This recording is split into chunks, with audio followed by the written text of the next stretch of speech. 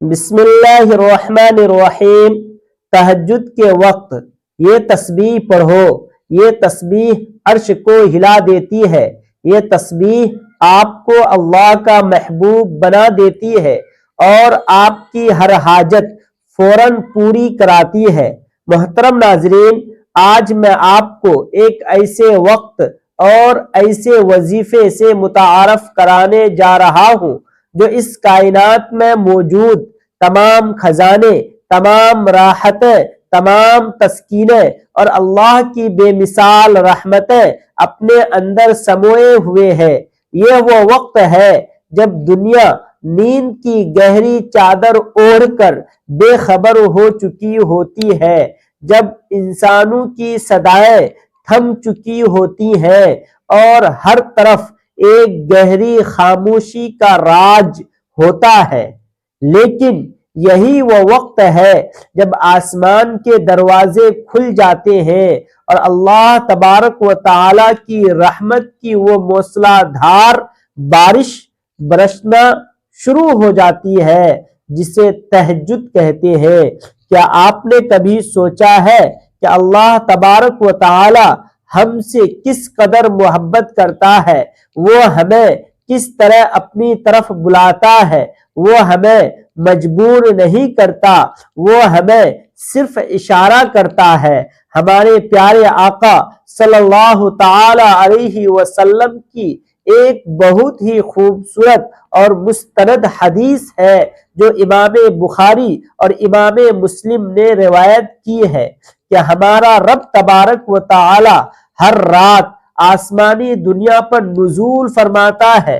جب رات کا آخری تہائی حصہ باقی رہ جاتا ہے، پھر وہ ندا فرماتا ہے، کون ہے جو مجھ سے دعا کرے تاکہ میں اس کی دعا قبول کروں؟ کون ہے جو مجھ سے مانگے تاکہ میں اسے عطا کروں؟ کون ہے جو مجھ سے مغفرت چاہے تاکہ میں اسے بخش دوں؟ تصور کیجئے محترم ناظرین، وہ ذات جو تمام بادشاہوں کا بادشاہ ہے، جو زمین اور آسمانوں کا خالق ہے، وہ خود اپنے بندوں کو پکار رہی ہے اور ان سے پوچھ رہی ہے کہ مانگو، تمہیں کیا چاہیے۔ یہ وقت عام وقت نہیں ہے، یہ وہ لمحات ہے جب اللہ تبارک و تعالی اپنے بندے سے سب سے زیادہ قریب ہوتا ہے۔ یہ وہ لمحہ ہے جب اللہ اور بندے کے درمیان کوئی پردہ حائل نہیں رہتا۔ دنیا کے تمام رشتے اور تمام بندھن اس ایک لمحے کی قربت کے سامنے ہیچ ہے۔ جو شخص اس خاموشی کے عالم میں بستر چھوڑتا ہے اور اپنے آرام کو اللہ کی محبت پر قربان کرتا ہے، وہ رب کائنات کے سامنے کھڑا ہو کر دراصل اپنی وفاداری کا اعلان کر رہا ہوتا ہے۔ یہ وہی وفاداری ہے جو اس تسبیح کو وہ طاقت دیتی ہے کہ ہم اسے عرش کو ہلا دینے والی تسبیح کہتے ہیں۔ اس کا مطلب یہ ہے کہ اس کی پکار، اس کی آہوازاری اتنی طاقتور ہوتی ہے کہ وہ فوراً اللہ کی توجہ کو اپنی طرف کھینچ لیتی ہے۔ یہ تسبیح صرف الفاظ کا مجموعہ نہیں ہے، بلکہ یہ آپ کے ٹوٹے ہوئے دل اور آپ کی سچی نیت کا اعتراف ہے۔ کیا آپ نہیں چاہتے کہ اللہ کی رحمتوں کا وہ دروازہ آپ کے لیے کھل جائے جہاں سے صرف برکتیں، راحتیں اور مقدر بدلنے والے فیصلے جاری ہوتے ہیں؟ وہ شخص جو تہجد میں آنسو بہاتا ہے وہ کبھی مایوس نہیں لوٹتا۔ میں نے اپنی زندگی میں کئی ایسے واقعات دیکھے ہیں جہاں انسان کی تمام کوششیں ناکام ہو چکی تھی، جہاں اس کی تمام امیدیں دم توڑ چکی تھی اور جہاں ڈاکٹروں نے بھی جواب دے دیا تھا، لیکن پھر ان مظلوموں اور بے قصوروں نے تہجد کے اس مبارک وقت کا سہارا لیا۔ ایک بہت پیارا واقعہ آپ کو سناتا ہوں۔ ایک نوجوان لڑکی تھی جس کی شادی ایک ایسی جگہ طے ہوئی تھی جہاں بظاہر تمام مسائل موجود تھے، اس کا کوئی حل نہیں نکل رہا تھا اور تمام راستے بند ہو چکے تھے۔ اس کی بوڑھی والدہ یعنی امی جان کو کسی نے یہی نصیحت کی کہ اپنی بیٹی کی قسمت کا فیصلہ تہجد کے سجدوں میں چھوڑ دو۔ اس ماں نے 1 ماہ تک مسلسل راتوں کی نیند قربان کی اور اس آخری تہائی حصے میں رب تبارک و تعالی کے سامنے اپنی بیٹی کی قسمت کے لیے گڑگڑاتی رہی۔ وہ صرف ایک تسبیح پڑھتی رہی جسے میں آپ کو آگے بتاؤں گا۔ صرف چند ہفتوں کے بعد غیب سے ایسا نظام اور انتظام ہوا کہ وہ تمام رکاوٹیں ایک ایک کر کے ختم ہو گئی اور اللہ تبارک و تعالی نے اس کی بیٹی کے لیے نہ صرف بہترین جگہ کا انتخاب کیا بلکہ اس کی تمام مالی پریشانیاں بھی دور کر دی۔ یہ معجزہ صرف تہجد کی برکت تھی اور اسی منظور نظر تسبیح کی طاقت تھی جس نے ماں کی ہر بات اللہ تبارک و تعالی سے منوا لی۔ محترم ناظرین، تہجد صرف نماز کا نام نہیں ہے بلکہ یہ رب تبارک و تعالی سے براہ راست ملاقات کا وقت ہے۔ یہ وہ ٹائم ہے جو اللہ تبارک و تعالی نے خاص طور پر اپنے محبوب بندوں کے لیے مختص کیا ہے۔ جو اللہ تبارک و تعالی کا محبوب بننا چاہتا ہے اسے اس وقت بستر چھوڑنا ہی پڑتا ہے، اور جب کوئی بندہ اللہ تبارک و تعالی کا محبوب بن جاتا ہے تو پھر اللہ تبارک و تعالی اس کی ہر حاجت کو اپنی شان کریمی کے خلاف نہیں جانے دیتا۔ وہ کہتا ہے کہ اگر میرے بندے نے مجھ سے مانگا ہے تو میں اسے ضرور دوں گا۔ یہ تسبیح اسی محبوبیت کی کنجی ہے اور آپ کی دعا کی قبولیت کی سب سے بڑی دلیل ہے۔ محترم ناظرین، ہم نے تہجد کے اس مبارک لمحے کی اہمیت کو سمجھا جب رب ذوالجلال خود آسمانی دنیا پر نزول فرماتا ہے۔ اب ہم یہ دیکھیں گے کہ جب بندہ اس پکار پر لبیک کہتا ہے تو اللہ تبارک و تعالی اس پر انعامات کی کیسی بارش برساتا ہے۔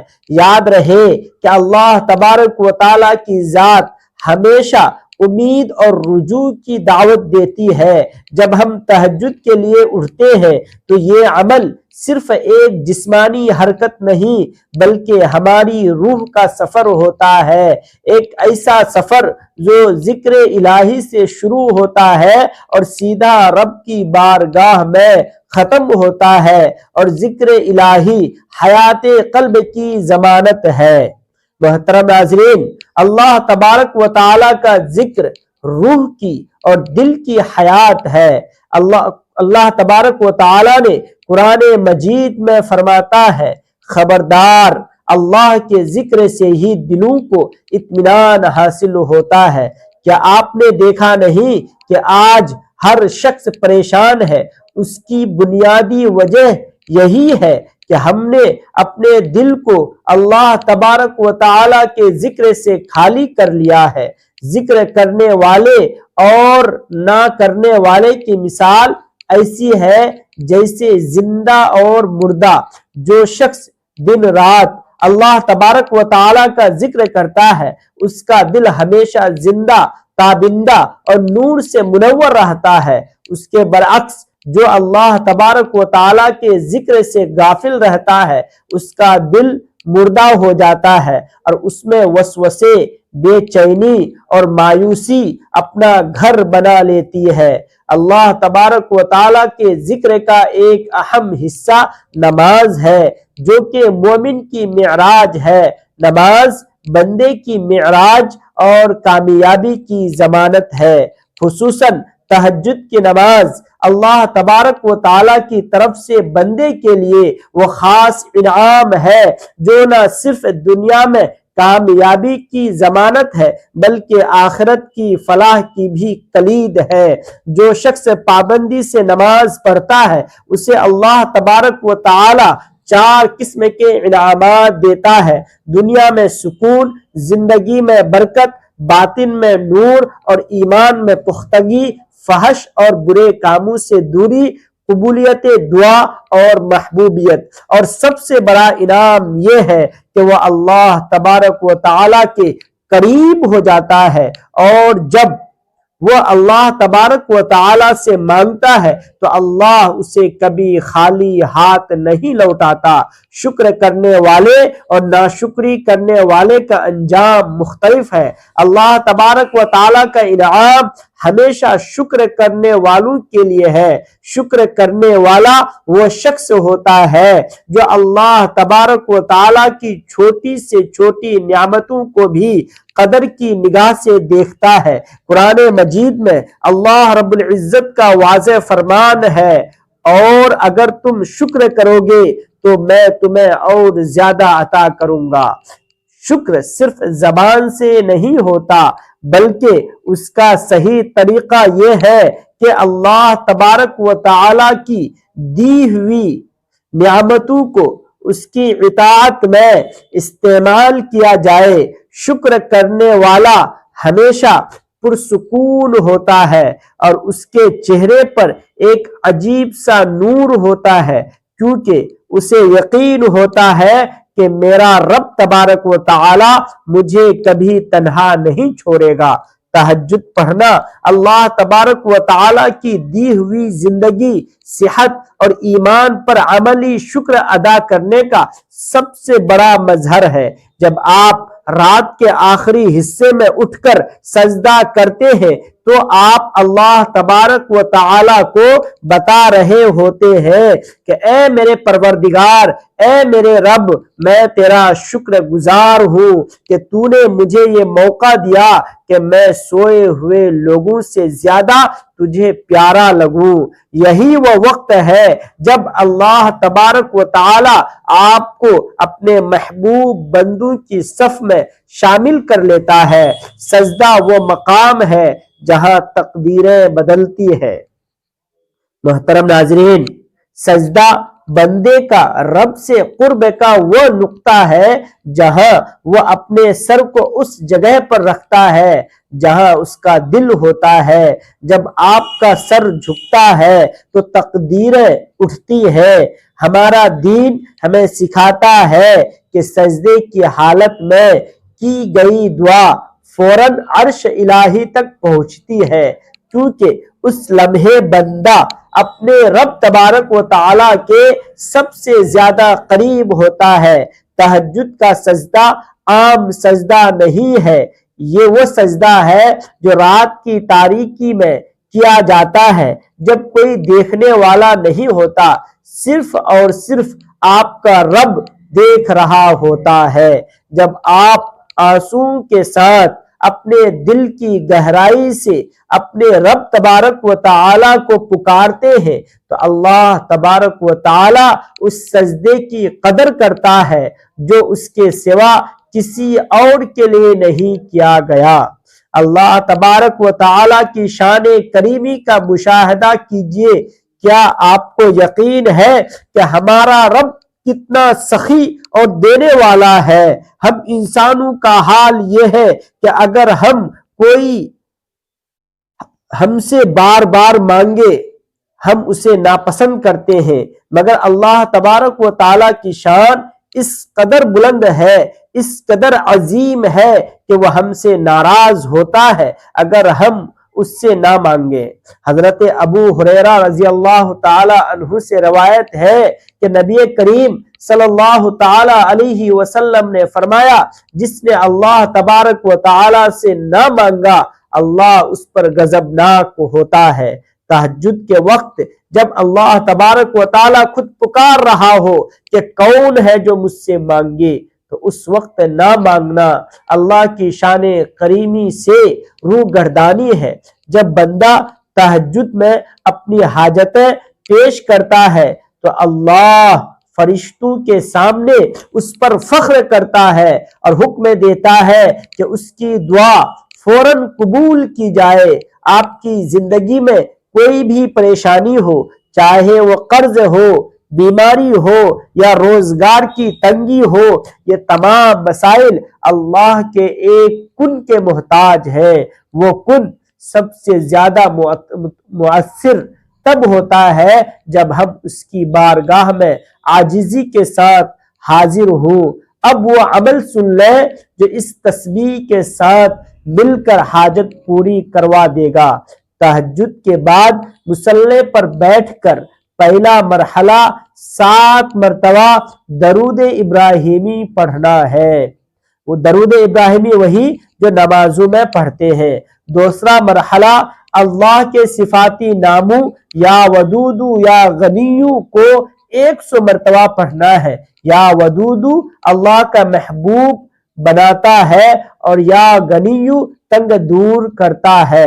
تیسرا مرحلہ عمل کی روح والی تسبیح یعنی عرش ہلا دینے والی تسبیح لا الہ الا انت سبحانک انی کنت من الظالمین کو 100 مرتبہ پڑھنا ہے۔ یہ کلمات توحید کا اقرار اور قبولیت کا اعلیٰ درجہ ہے۔ چوتھا مرحلہ 100 مرتبہ استغفار پڑھنا ہے جو آپ کے عمل کو بے عیب بنا دے گا، اور آخر میں پھر 7 مرتبہ درود پاک پڑھ کر ہاتھ اٹھا کر یقین سے دعا مانگے۔ یہ عمل اللہ تبارک و تعالی کے عرش کو جھکا دیتا ہے اور حاجت فوراً پوری ہوتی ہے۔ اللہ تبارک و تعالی کا وعدہ ہے کہ تہجد میں مانگنے والا کبھی خالی ہاتھ نہیں لوٹتا۔ محترم ناظرین، اس عمل کو 21 دن مسلسل کریں۔ یہ تقدیر بدلنے اور محبوب بننے کا ذریعہ ہے اور یہ دعا کبھی رد نہیں ہوتی۔ جزاک اللہ خیرا جزا۔ السلام علیکم ورحمۃ اللہ۔ شکریہ۔